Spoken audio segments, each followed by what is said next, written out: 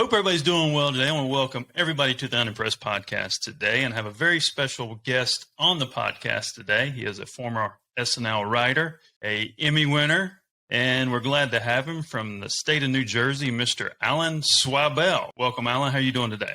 I'm good. How you doing? I'm good. So let's dig in a little bit. What's looking back on your career and the time that has passed, how do you look at your career now compared to maybe when you were looking at it 20 years ago? What sticks out to you when you think about your career? What sticks out is that I've been very fortunate to be able to do this as long as I have and to still keep doing it. The friends that I have been really helpful. They're great to work with. I've been very fortunate with my collaborators, starting with Gilda Radner, then all the way through Billy Crystal, Marty Short, Dave Barry. Keeps on going. And I'm working with Rob Reiner now, who I've done 2 movies with, and he hosted the 3rd Saturday Night Live ever. So that's almost a 50-year friendship that we're still not only friends, but working together. It's been a real fun ride. What's been your passion through your career? What was your driving force to kind of go down this road as a creative, as a writer, at a younger age, coming out of school and so forth? I just, well, that's a wonderful question. I never had a desire to perform. I mean, I do keynote speeches, I appear on late night talk shows, and I get that out of my system that way. But I always love the puzzle of putting words together and seeing what happens, when you put them in a certain order. Ever since I was a little boy, that's just, I've always felt that writers are born, not made. And I think I'm sort of testimony to that. Where are you from originally and where were you born?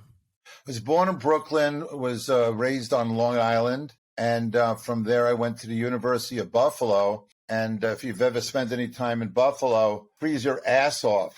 So yeah. I started nurturing or developing this hankering that I had to write jokes. And I'd stay in my dorm room and I'd write jokes and send them into Mad Magazine and The Tonight Show. And Carol Burnett was on the air at the time. And I have somewhere in my office here a binder, all the rejection letters that I got. It's about this thick. All the places that said, no, thank you.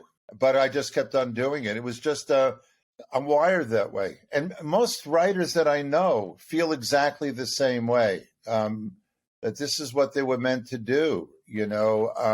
I wake up every day, 7 days a week at 5:30 in the morning, and I start working on whatever it is that I'm working on at the time. And if I run a little dry, I switch to something else that I'm working on. So it's, I don't know, it's just an instinct. It's what I have to do. And I think every writer will tell you the same thing. When you said something there about your rejections, obviously, if you're creative and you're coming up, you do get a lot of rejections because you got to be persistent. What advice would you give someone to keep going? You said you had that inner drive, that inner passion. And if that person has that inner drive and that passion and knows has this creative and the story he wants to tell, what keeps you moving forward? And what kept you moving forward? There's a great amount of arrogance. I think that there's a greater amount of naivete. And I just think that, hey, I know this is good. Or, hey, I'm not going to let you tell me that I can't do this. Now,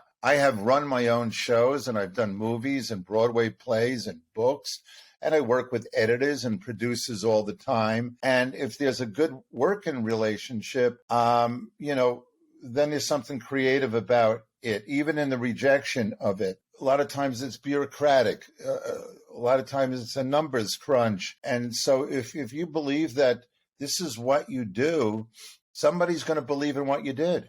I think there's a big crossover in entertainment as well.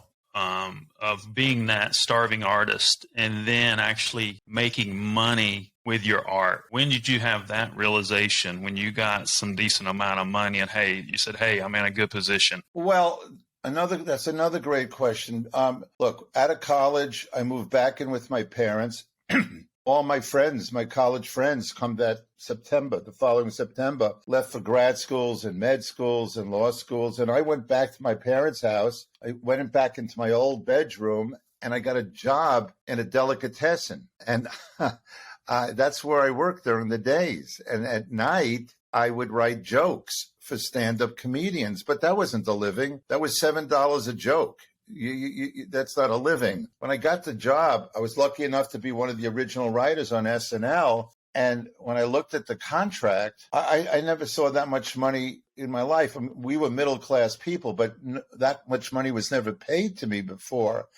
And I remember when we started SNL, a lot of the guys that were there when I was there, whether it was Gilda, or Al Franken and Chevy, we all used to say, I can't believe they're paying us to do this. There was something, it was fun, and there was an affection for the work. And the money was a terrific byproduct of it, mind you, okay? We got apartments for the first time. Everybody was able to afford things, credit cards, and whatever that first rush of income was. But to this day, and I've been doing this for quite a while now, I just sold a novel last week. This would be my 12th book. And I said to my wife, I still can't believe they pay me to do this. And all that means is that you would do this for nothing because this is what we do. Now, the creative part, did anybody in your family, were they artists? Were they creative? Did you maybe got this from, this ability to write well from? No, my dad manufactured jewelry. My mom was a housewife, 2 sisters and a brother, housewives. And my brother went into my father's jewelry business. Now, somewhere, maybe in Europe, where our ancestors came from, maybe there was a poet, or maybe there was some guy who wrote. And my guess is that nobody spoke to him because they thought he was weird. Okay. Mm-hmm. Anytime they were mad at me, my parents would compare me to some guy whose name I can't even pronounce because there's a lot of chuz in it. And he was like the black sheep, and he was the quote unquote creative guy. Maybe I got that gene, but I couldn't even tell you where it is on the lineage of stuff. You have any stories about Chevy Chase that may stand out while working with him? Chevy, when we started the show, there were 3 people that were like my triumvirate when it came to, you understand that I was an apprentice writer. When Lorne found me, there were 3 apprentice writers, me, Al Franken, and his partner, Tom Davis. And what did that mean? That meant that they got some sort of dispensation from the Writers Guild where we were allowed to be paid less than scale for the 6 or 7 shows that the network had committed to being on the air. And if the show was going to keep us at that point, we got bumped up to whatever the minimum wage was. So I was there learning, and I was there looking around and contributing and insinuating myself into as many meetings with the big guys. And the big guys were Lorne, Chevy, and a guy named Michael O'Donoghue, who had founded the National Lampoon. And I wrote a lot of Chevy stuff. I wrote a lot of the Weekend Update thing because I was a joke writer prior to getting to SNL, writing for those Catskill guys. And Lorne knew he was going to have Weekend Update. That was a natural place for me to gravitate as I was learning how to write sketches and other things. Chevy was really good to me. Chevy was really good to me. He validated me. And, I know that there are these stories on these other things that are not so complimentary, but that wasn't my experience with him. Mine was good. As a matter of fact, I saw him at a play reading here in New York about a month ago. It was a play written by a mutual friend, so a lot of people came to see it. And I hadn't seen him in a while, and it was really good to see him. You were talking about comedy and being a joke writer. How do you think comedy has evolved? Because I think, when I talked to Mark Schiff on a previous podcast, talking about comedy and how, relatability, right? He said he would write for universal relatability, right? And now you have some comedians have a more fixated relatability with their audience. Do you see a difference in the evolution of comedy from where you started and now? For me, look, when I started, it was about jokes. Set up, punchline. Set up, punchline. That's what the Catskill comedians, the last of the great ones, just died the other day, a guy named Freddie Roman. It was all, when I would write for a guy like that, it was all about one-liners. And then somewhere in the 70s, what happened was they became storytellers. David Steinberg, Robert Klein, Lily Tomlin, characters and stories that have jokes embedded in it. Through the evolution, I think that when you create a character and you write for it on stage, it doesn't have to be joke-oriented. I think the relatability is that there's a real person there, even if it's a character that you create, as long as you're consistent with that character. When I co-created It's Garry Shandling Show, Garry was a specific character, and we wrote for that character. And as long as the audience buys into who you're presenting and you're consistent with it, you can really take them anywhere. As far as comedy today is concerned, I think that it's going through a stage right now that's a little strange, a little antiseptic.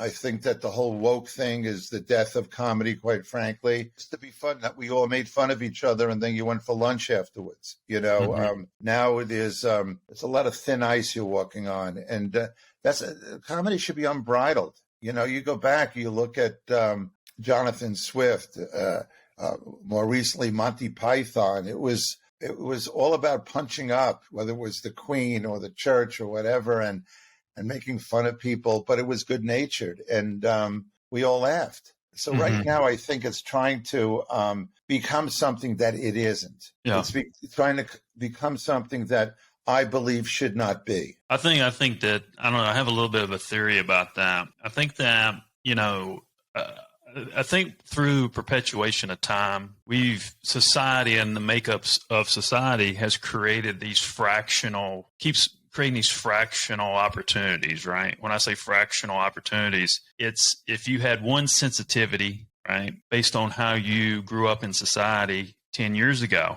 today, that same sensitivity may be split 10 times. And I don't think people are able to handle things like they were used to be able to handle things because of technology. Yeah, I'm sorry. Go ahead. Does it make sense? Well, I don't know. It certainly makes sense.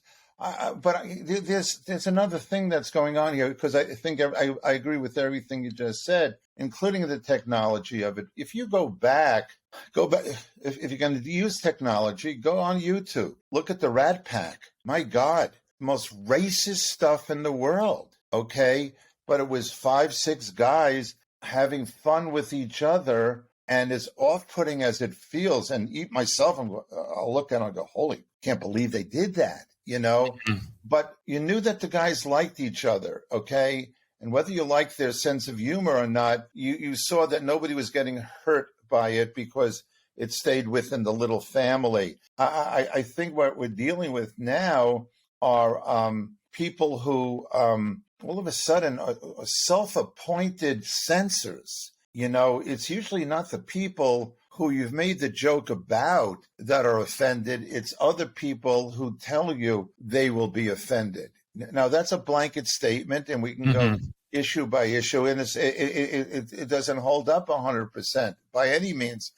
If I look at some of the stuff that we did on SNL when the show started, things that I wrote, which were fun and popular, they could not be done today. Belushi could not do the samurai. Gilda could not do Rosanna Dana. You go right down the line, things that audiences tuned in to see because they knew it was fun.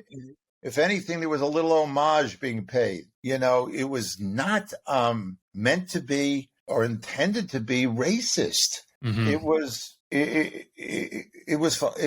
fun. Yeah. And I don't remember getting one letter from anybody who was offended by the samurai, or one letter, offended by, when Gilda portrayed, I wrote a couple of pieces where she was Nadia Comaneci, if you remember her, the little Romanian gymnast. Well, you have a choice too, right? You have a choice to, turn that TV on and watch that information. I mean, people want to own everything because it's a me world, right? They don't have to own everything. They don't have to even turn on that channel or whatever it is. Nobody's forcing themselves into your house and making you sit on the couch in the living room and performing stuff that is offensive to you. You're absolutely right. So I've got a lot of comedian friends, and an audience will show up and will be offended by something they say. And you go, well, wait a second. What did you expect? You know what that guy or that woman's reputation is. You know what they talk about. I think we as audiences have become a little constipated, you know? Mm-hmm. Well, look at it like this. Nobody was anything until they made the word, right? Nobody was racist. Nobody, racism wasn't a thing until they made the word. And, when you start taking ownership of things that are defined that we created, I don't know, that's a little deeper, but I think we have to think like that, or, how do we get back to making things a little more simple? Well, the hope would be is that the pendulum will come back towards the middle somewhere. Okay. Granted, if there are things that were and still are offensive, I get it. Let's loosen up a little bit. And what are we doing?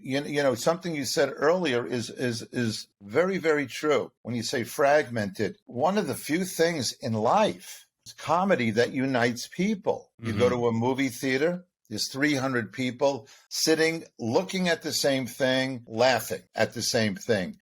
You go to, my wife and I and a couple of other people went to see Louis Black 2 weeks ago. He was at a theater here in New Jersey, and he's a good friend. Everybody loved him. Yes, they were Louis Black fans. Mm-hmm. Okay. So they knew going in that there was going to be an attitude. I love that attitude. The other people obviously do too. Yeah. But if you don't buy a ticket. The fuck? Don't buy it.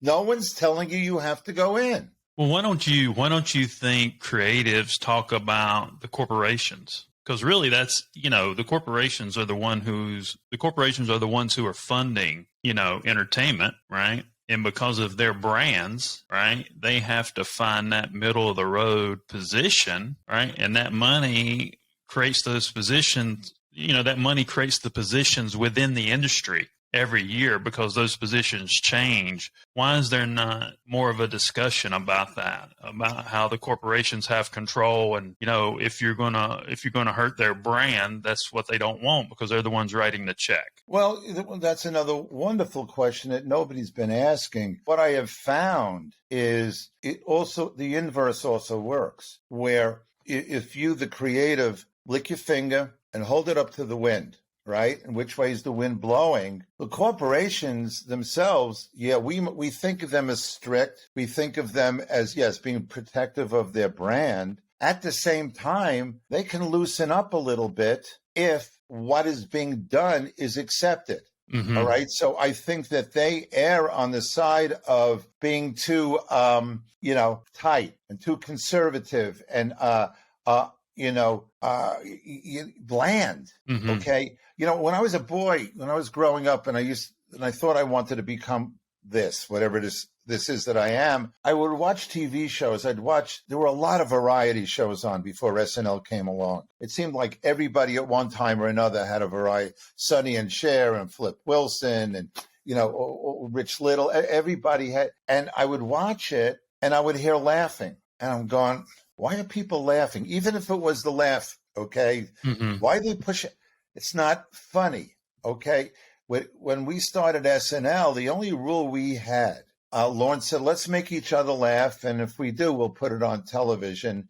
And he assured us that there was a generation like us, baby boomers, who would find it funny, and it worked, obviously. There, you had RCA back then, who owned NBC, and as the show started to grow and work its way into the culture, counterculture, then the culture, they eased up.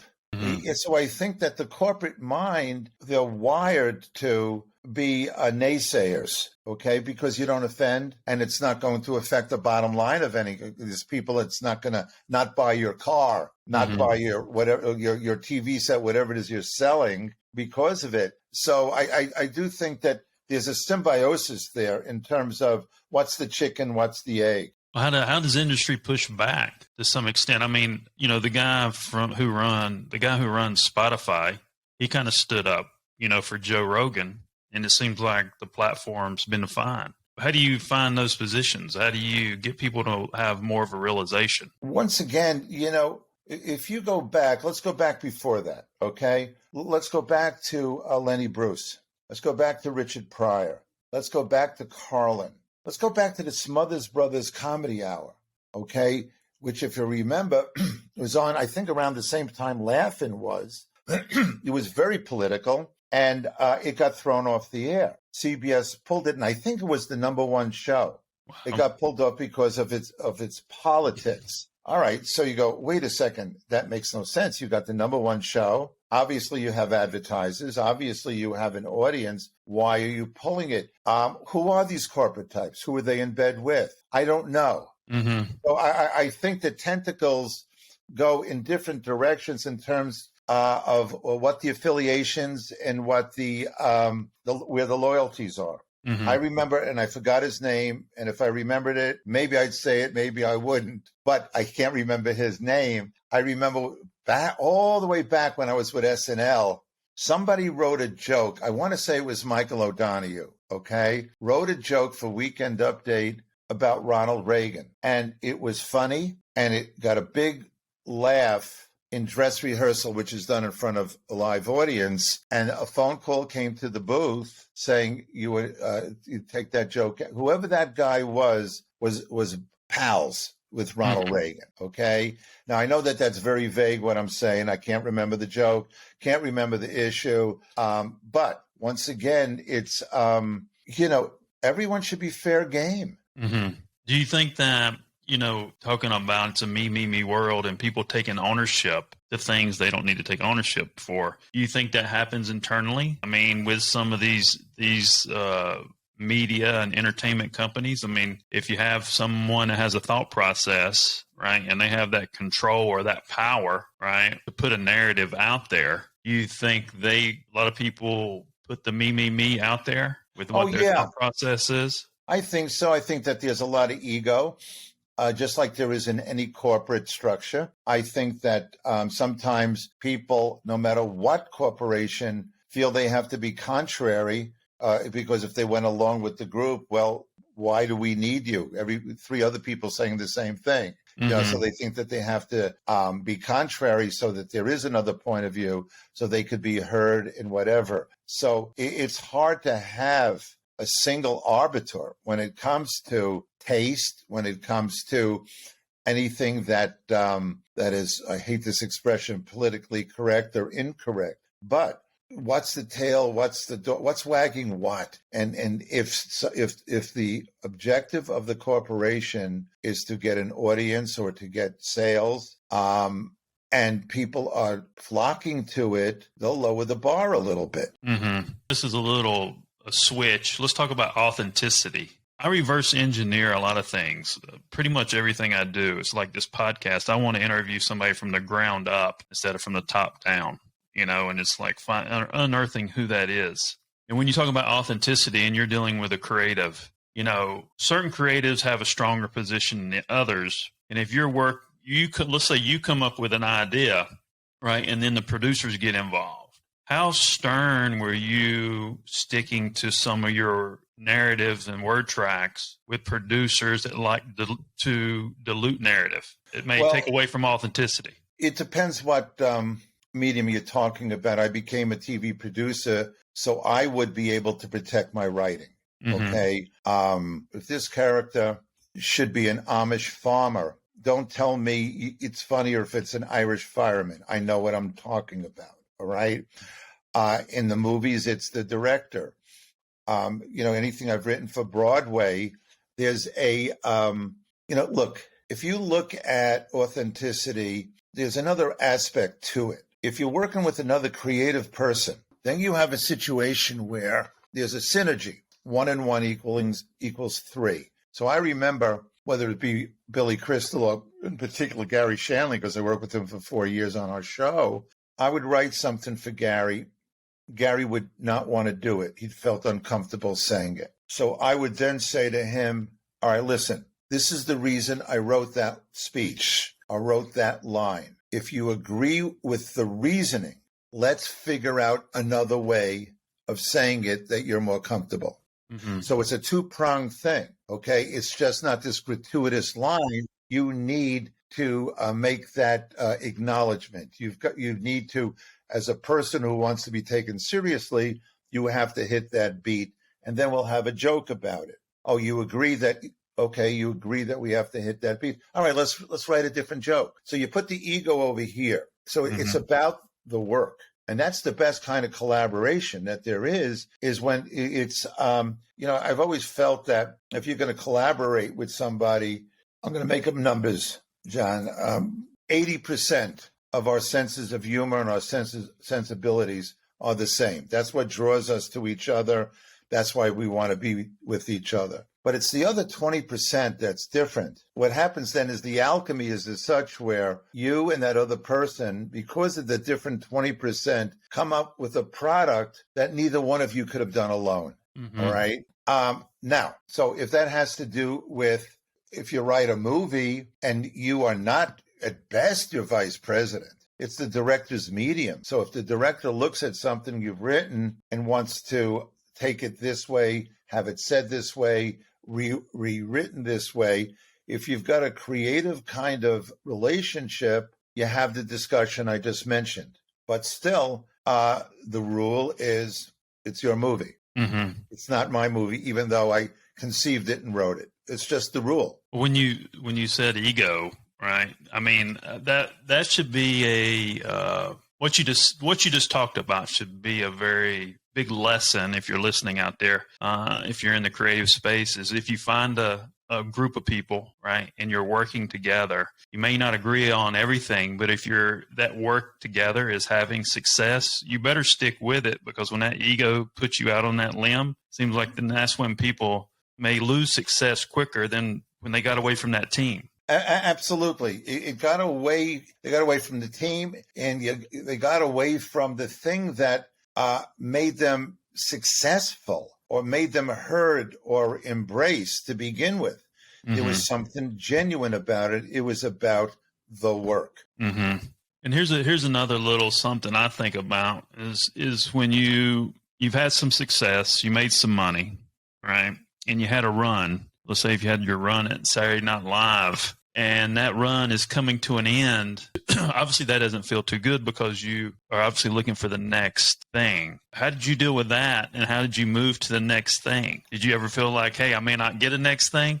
Oh, I got married. We had a kid, and I got nervous. And don't forget, with SNL, you hit a home run the first time up at bat. Mm-hmm.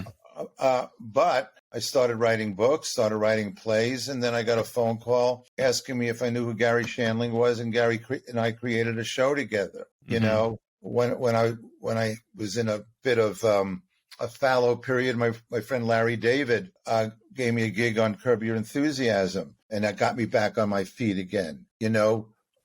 Once again, it's I've had a lot of really good runs, and I've been very, very fortunate to it. There are a lot of awards, there's a lot of accolades, but the creative part of you never sits down and goes, I got 5 Emmy Awards. This phone is never going to stop ringing. Horseshit. Okay. Mm-hmm. You got to give people a reason to give you a call. You got to give people a reason to say, hey, I want to be in his play. Like I said, I've written 11 books. I just sold the 12th one. Some of the books that I wrote, I co-wrote with Dave Barry, who is a Pulitzer Prize-winning humorist. I approached him years ago. We were at the same function. The Mark Twain award was given to Steve Martin. I was down there in Washington because I helped Larry David write his speech. Dave gave a speech. And at the after party, I saw Dave, and I was always a fan. I went up to him and introduced myself, and we'd written 4 books together, one of which we just sold as a movie we're writing the screenplay for. So there's something about, once again, I keep on mentioning other people. I've written books and things all by myself that have done very well because they're very, very internal. Mm-hmm. A book I wrote called Bunny Bunny, which was about my relationship with Gilda Radner, was a bestseller and became a play. And now they're looking to bring it to Broadway. I could not have written that with somebody else because it was so personal, mm-hmm. right? So you look for something else where, all right, it almost becomes social that you look for a partner or a collaborator. So it's my friend Billy Crystal always had this expression, you just got to keep rowing. And that's what it is, you know. Mm. Gilda Radner, what was that passion with her in your relationship? We just made each other laugh a lot. We used to say that I brought out the guy in her, and she brought out the woman in me. There was something about we were the same neurotic Jewish people Yeah. in different bodies, but we both got each other. So somehow, some way, we just, her last TV appearance before she passed away was on its Garry Shandling show. And it was, she got nominated for an Emmy Award for that appearance. And that was very therapeutic. That was very much about our friendship, because she hadn't been on TV in 6-7 years because she was sick. Mm-hmm. And she says, I got to do your show because my comedy is the only weapon I have against this fucker, meaning the cancer. Mm-hmm. And she said, Zweibel, can you help me make cancer funny? And which is a sentence you don't hear a lot, you know? So once again, it's about relationships. Mm-hmm. And then the other stuff that's too internal. When I wrote the book and then the play about me and Gilda, I couldn't do that with anyone else because it was personal. It was me. I lived through it. So I had to do it alone. So you look for the other stuff that's the collaborative stuff is it's almost like a dinner party. In this recent book, where was the recent book, your 12th book you just sold? Where was the inspiration? What's that about? And where's your inspiration from that come from? Well, the inspiration came from something that I saw 8 years ago. It took me 8 years to write it. It's a novel. It would be difficult for me to describe it. I haven't gotten it down to the 2 or 3 sentence description yet, but it was something based on something I witnessed when I was on book tour for one of my previous books, you know. And the most recent book I just had was called Laugh Lines, My Life Helping Funny People Be Funnier, which was a cultural memoir. And I had been asked for years to do that. And I didn't want to. I didn't want to say, oh, and then I wrote this, and then I wrote that. But when Shandling died, when Gilda died, I'd written Bunny Bunny. The writers are lucky. You're able to revisit time and relationship and old feelings, and there's a catharsis to it. I didn't have that with Garry.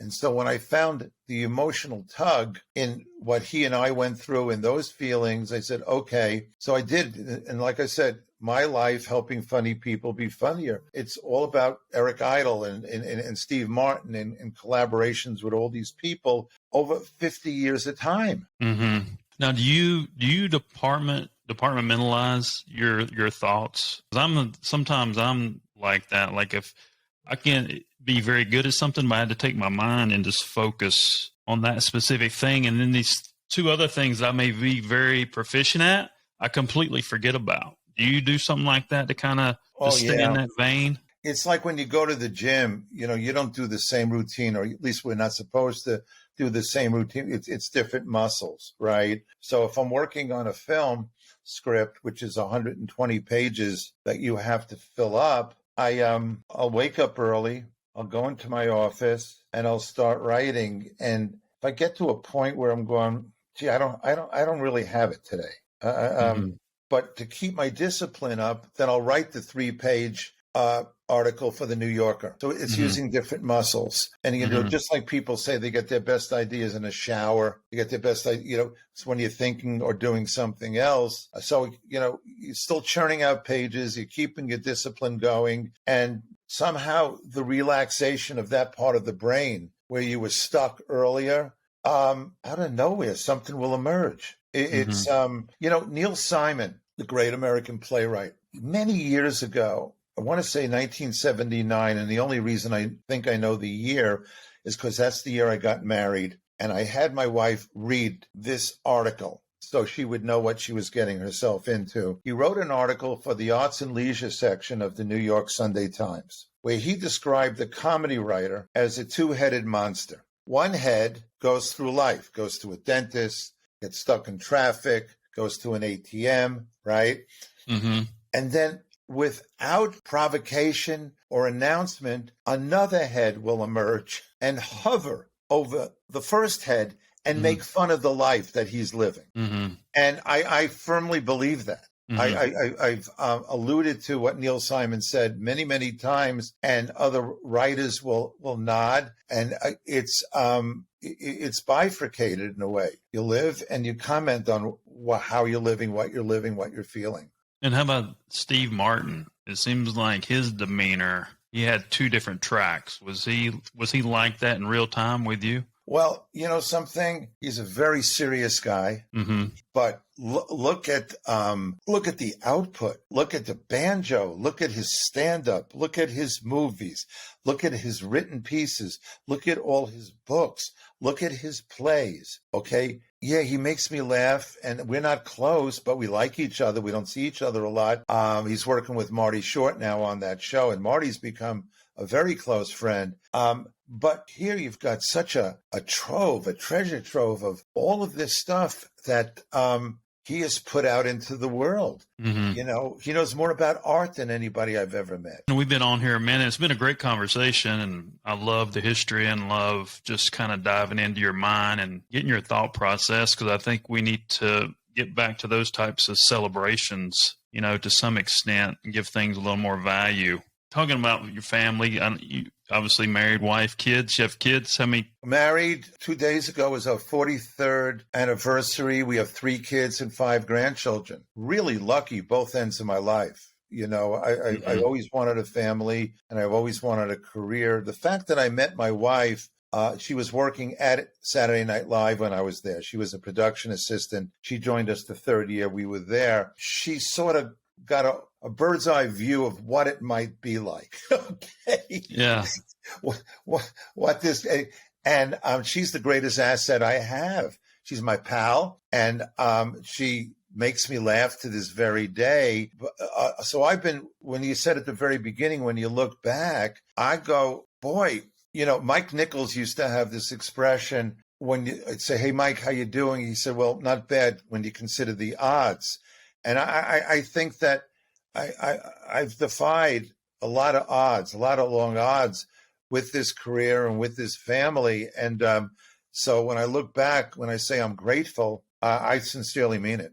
And, you know, you probably got to give yourself a little more credit, too. I know there's to pull off what you've done, there's got to be a lot of intelligence there and a lot of different thought processes. Yeah. Look, I would suspect that there's some stuff going on there. But you want to know something? That's for others to say. I've never really analyzed it, but there are times where you'll go, "Holy shit, did that come out of me?" You know? So yeah. At certain times you'll let the guard down and you go, "That wasn't bad," you know? So yeah. Nice. Well, you know, I don't know if there's anything else we needed to cover or anything else you want to talk about, but I think we got some great learning points, and hopefully this can be some evergreen content to teach somebody some stuff. It's been my pleasure. And if you have anything else you want to ask, you know my number. This has been a pleasure. This has been really fun for me. Nice. So I really enjoyed it. And I want to thank the Emmy-winning writer, author, producer, Mr. Alan Zweibel, being on the Unimpressed podcast today. And I'm John Edmonds Cosma, the CEO of Bang Productions. Thank you, Alan. Appreciate it. Thank you.